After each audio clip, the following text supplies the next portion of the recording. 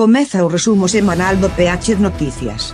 Carlos III foi coroado como rei de Reino Unido e da Commonwealth.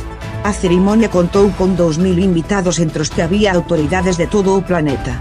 O Real Madrid gañou a súa 20ª Copa do Rei tras quedar 2-1 contra o Osasuna. Faleceu Arsenio Iglesias, o mítico adestrador do Depor que conquistou a Copa de 1995. Desconvocada a folga do transporte galego tras a chegada dun acordo. Nese acordo estipúlase que se continuará negociando. O alcalde de Ourense pediulle a 2 funcionarios que asumisen unha multa súa ambigua para que el non perda votos nas eleccións. Finalmente outra persoa identificouse como a condutora do vehículo. Un ideólogo de Putin sobrevive a un atentado.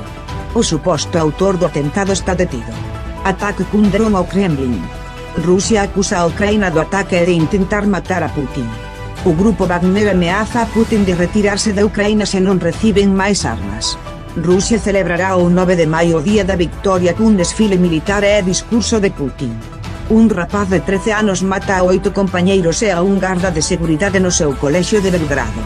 Morre unha promesa do karate español por unha parada cardiorrespiratoria no Viña Rock Festival. E antes de rematar, un último apuntamento: para a semana non haberá resumo semanal.